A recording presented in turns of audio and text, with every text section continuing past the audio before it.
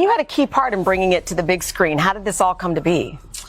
Well, in 2019, I read the book. I was sent the book by my book agent and friend at the time. And I was looking for films that could inspire, that were commercially viable, but also could really like reach in and touch. Basically, a protection order was filed and agreed to last night by all parties. They're just waiting for the judge to sign off on it. And I can tell you right now that depositions are coming. It is a fact, an absolute fact. Is going to get subpoenaed, and she is going to be deposed, and she is up first. They want her first. They have heard. So let's see how Candace breaks this down for us today. I don't think you guys want to miss this one. Taylor Swift. She is getting deposed. It is happening. It is happening. Everybody stay calm, okay? So yesterday, as I mentioned, yesterday evening, again at 11:02 p.m., I don't know why Blake Lively's team likes to file these things late in the day, knowing that I'm monitoring things and I can't stay up that late. But they filed a protective order. And I at first looked at it and I thought that they had done this by themselves, but actually it looks like it was agreed to by both parties to protect some of the things that may come up in discovery and through all of these subpoenas. Now, my lawyer told me that this is actually pretty standard. My poor lawyer, who I call all the time asking questions about this case, and he tells me that I'm not a party to the case at all, but he's got to give me legal advice anyways.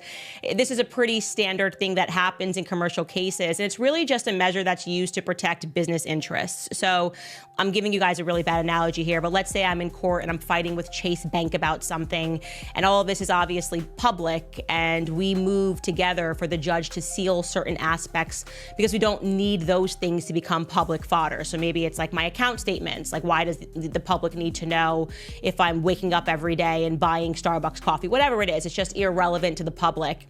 And so that's what they're doing. They're trying to say, okay, there might be some things that come out that are not relevant to the public, but the language here in this protection order I found to be very interesting. And at first it made me think instantly of Taylor Swift. So we're going to pull this up. I'm calling this like the Taylor Swift clause. In the protection order, it says the person producing any given discovery material may designate it as confidential or attorney's eyes only. Only such portion of such material, the public disclosure of which is either restricted by law or will cause harm to the business, commercial, financial, or personal interests of the producing person and or a third party, including high-profile individuals to whom a duty of confidentiality is owed. I don't know why they are I don't know why we owe these high-profile people confidentiality. And that consists of a previously non-disclosed financial information, blah, blah, blah, blah, blah. Okay, you get it. So I'm thinking this means like we're not going to be able to read these Taylor Swift text messages. We're not going to be able to read, or they're going to like seal her deposition. Turns out I am completely wrong because I have it on very good authority that Taylor Swift is going to get subpoenaed and she is going to be deposed and she is up first. They want her first. They have heard the public pleas, and essentially we're going to get it. We are finally going to get what we want. And this is a very, very, very big deal, and I'll tell you why. First and foremost, with my non-legal expertise, as I have said from the very beginning, smartest possible move for Justin Baldoni's team to make. I've said depose her.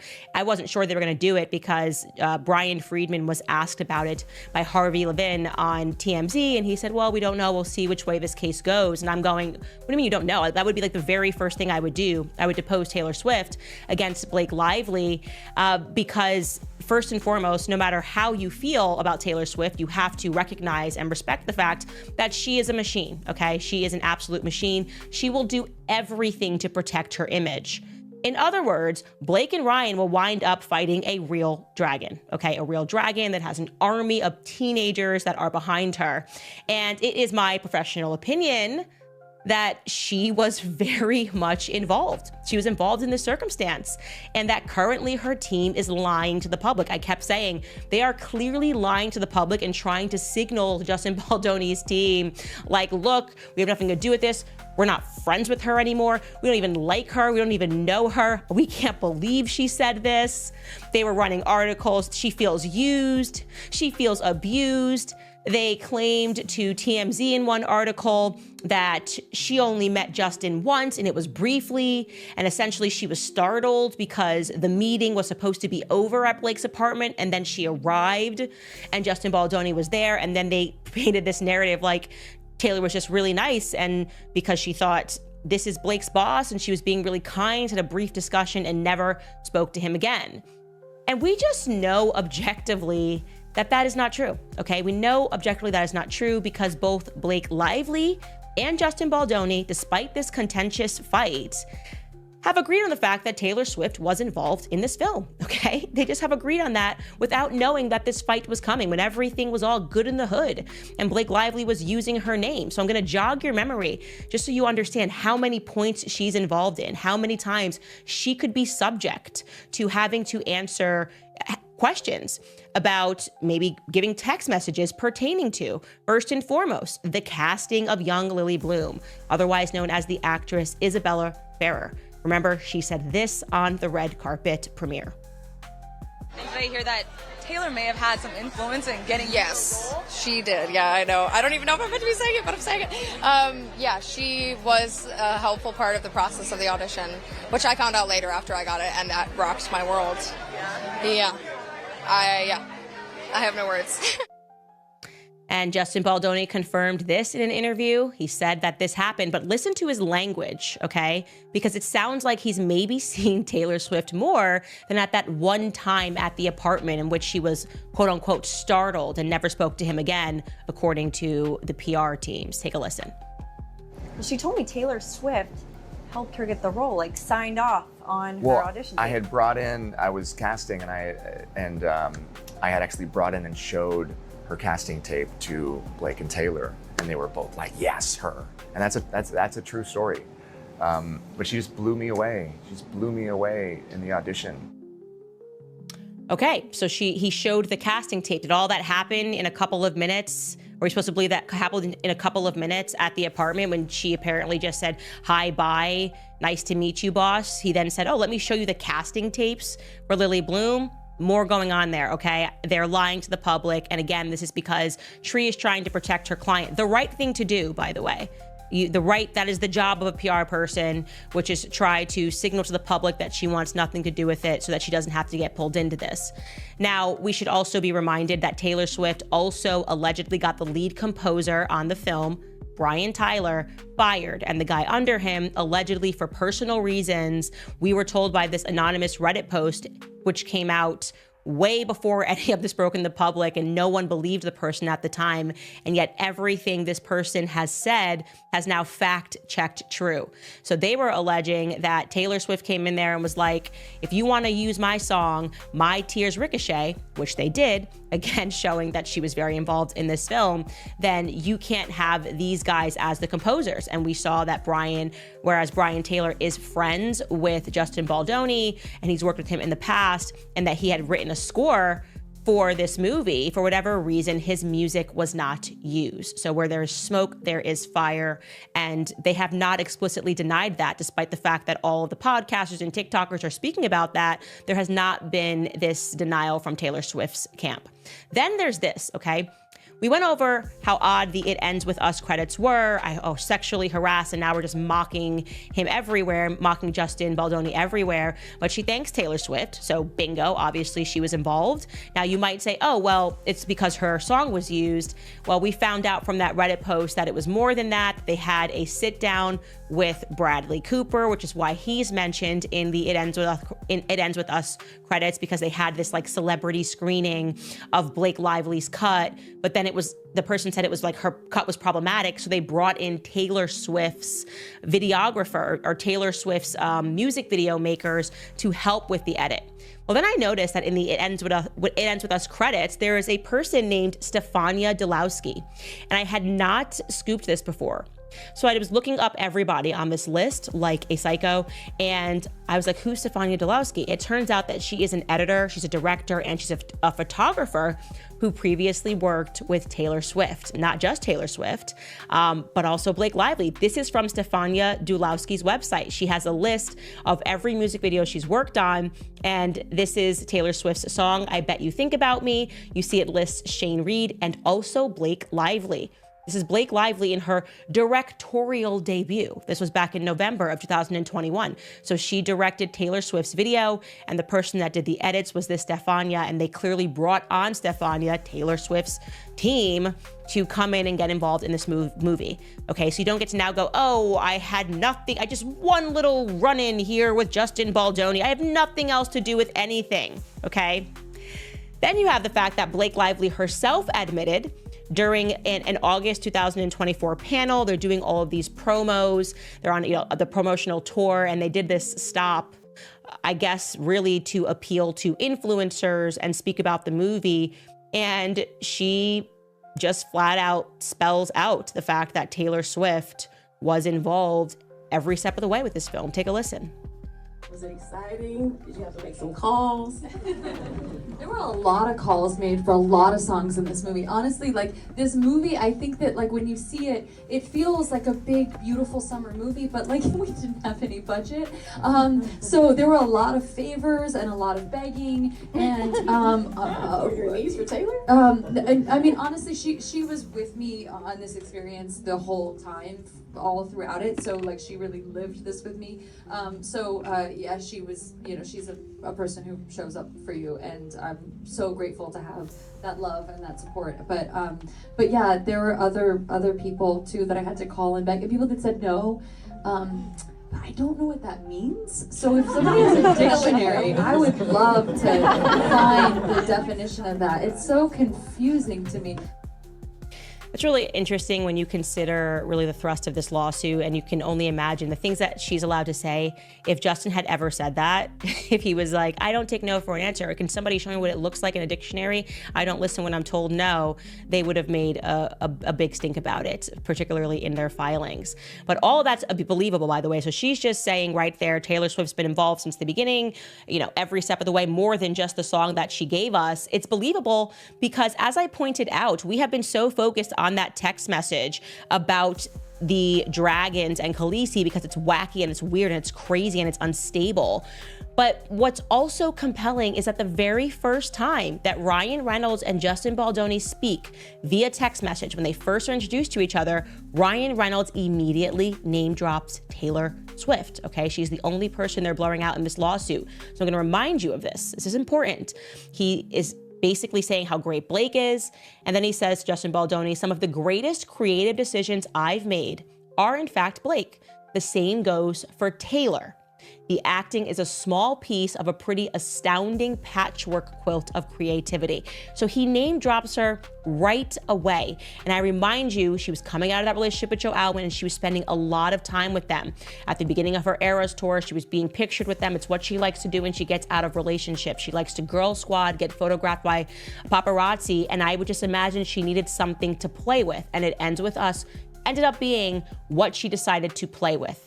Then, of course, the most obvious thing is that Ryan uses Taylor Swift's strategy of dropping Easter eggs all over social media, all over the Deadpool movie, all over the It Ends With Us credits, all over the Deadpool credits, to take all of these digs at Justin Baldoni, again, which makes all of us not believe that she was actually harassed, and rather they were moving to try to squeeze her and to eventually just have Blake replace Justin Baldoni as the director on the film, you know, by playing this part of I'm a victim. This is, whether you want to admit it or not, this is Taylor Swift's MO.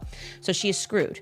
She's up first on their people to depose, and we are going to be able to read that deposition, you know, because there's nothing proprietary there. We don't need her accounts, and you can't say, well, I don't want to be deposed because I'm Taylor Swift, and there might be something in there that shows that I'm a liar. You can't do that. This is a PR crisis for Taylor Swift.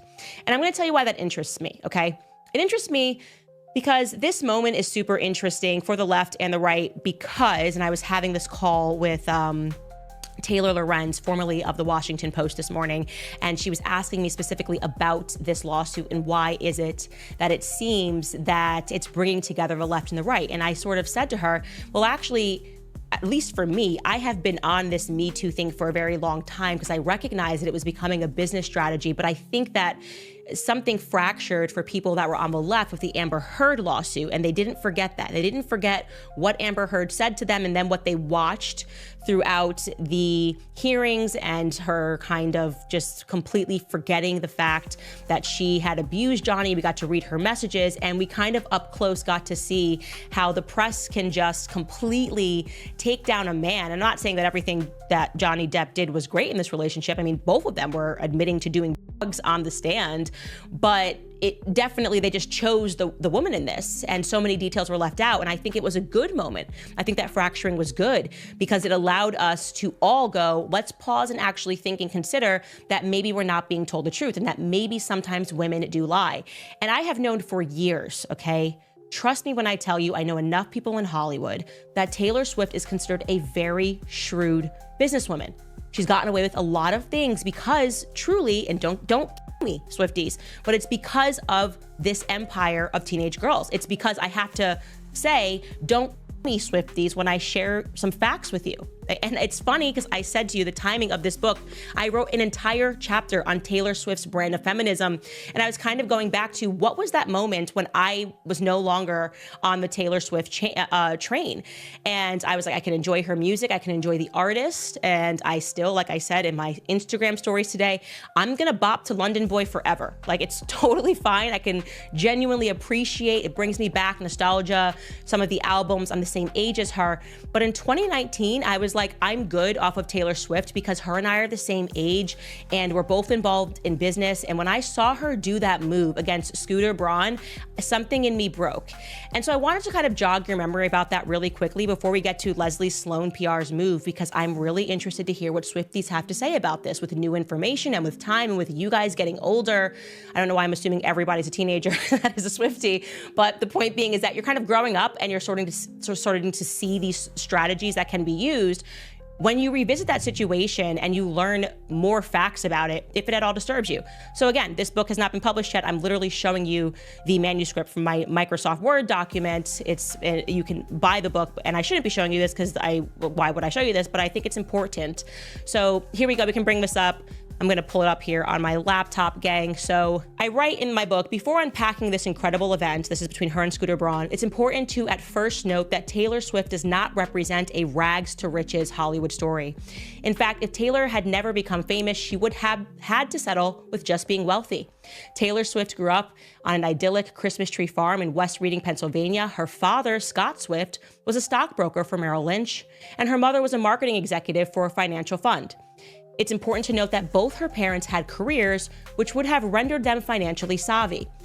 They hired their daughter, a talent manager, at the age of 12, and Scott relocated to Merrill Lynch's Nashville office so that Taylor could pursue her career in music 2 years later. Suffice it to say that when record executive Scott Borchetta approached her family to sign their daughter in 2005, Taylor was well represented. So well represented, in fact, that her financially savvy father purchased a 3% stake in Borchetta's new company, Big Machine Records, under which Taylor Swift was signed. Naturally, there would have been a fleet of lawyers involved from both sides to close the deal. Of course, neither Scott Swift nor Scott Borchetta could have ever predicted Taylor's future success when they orchestrated that deal. They simply agreed to what they both thought was fair at that time. Borchetta took a chance on an unknown Taylor Swift, and that risk paid off. Until Taylor decided that it somehow wasn't fair 14 years later. Taylor decided that she would relitigate her business deal through the tactic which had always served her, manipulating the emotions of her fans who she could assume knew nothing about business. At the heart of the matter was a man named Scooter Braun who had recently just purchased Big Machine Records through his holding company. Through this perfectly legal business transaction, he had acquired the masters to the music catalog that Taylor Swift had created while under the label. For definition's sake, a master is effectively an original recording. Whoever therefore owns the master recording controls the destiny of the song. Should any person or company wish to use that song in a TV advert, a fee must be paid to the owner of the master. Okay, so then I get into, like, clearly Taylor Swift leaves Big Machine Records, she goes with Universal, and she posts this Tumblr post, this notorious Tumblr post When Scooter Braun acquires the company, what people didn't know that was going on in the background was that Taylor Swift, just in her mind, had this huge fight with Kanye West over the famous music video and Kim Kardashian, and she associated Scooter Braun with Kanye West as like his manager. And the reality is he actually wasn't his manager, because I did the due diligence on this book at the time that famous music video was posted. So she just didn't like him. She considered him to be Team Kanye and just didn't want him to buy the masters. But she never told the public that her dad owned a piece of the company. This drives me. I was like, this is the most wildly manipulative thing, to pretend that this isn't a normal business transaction. It's like he bought a house and something was built into the house. And he's like, okay, well, I'm buying this house. I'm buying it. It comes with the pool. And then Taylor Swift takes the Tumblr and she's like, I sat next to that pool and I wrote my songs. And it's like, girl, I don't care what your memories are here. I'm just buying a company. Like, I had nothing to do with the deal that you and your dad and Borchetta orchestrated. You're not the only person here under this record label. Anyways, getting just showing you the beginning of her Tumblr post that she posted, because I just remember, as again, her and I are the same age. I was like, this is insane. She wrote, for years, I asked, pleaded for a chance to own my work. Instead, I was given an opportunity to sign back up to Big Machine Records and earn one album back at a time. One for every new one I turned in. I walked away because I knew once I signed that contract, Scott Borchetta would sell the label, thereby selling me and my future. I had to make the excruciating choice to leave behind my past, music that I wrote on my bedroom floor and videos that I dreamed up and paid for from the money that I earned playing in bars, then clubs, then arenas, then stadiums. You pleaded for a chance to own your work. Did you talk to your dad? Why do you tell that your dad was literally, there were only 5 people that were a part of this business, and one of these people was her father. So this entire thing was just not plausible. And then she did, in a second maneuver, she posted this other Tumblr post, which is an objective lie. Guys, it's an objective lie, and again, relies on people not knowing business to call out this lie. It was about the AMAs. She wrote this. Guys, it's been announced recently that the American Music Awards will be honoring me with the Artist of the Decade Award at this year's ceremony. I've been planning to perform a medley of my hits through the decade on the show. Scott Borchetta and Scooter Braun have now said that I'm not allowed to perform my old songs on television because they claim that would be re-recording my music before I'm allowed to next year. So this is just an objective lie. For those of you that don't understand what a master recording is, it has nothing to do with you live performing something.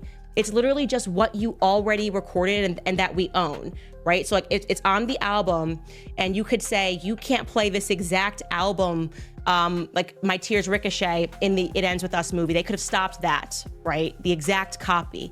It has to be an exact copy. That is what the master is. It has nothing to do with live recording. And again, people who don't know business or know the ins and outs of music would have accepted this. Which is why I just say at the bottom of this post, and the thing that bothered me about this was because I remember at the time Scooter Braun's wife pleading publicly with her not to do this because their kids were getting death threats because her army of fans were just so angry. They were so angry because they believed that she was this perfect victim.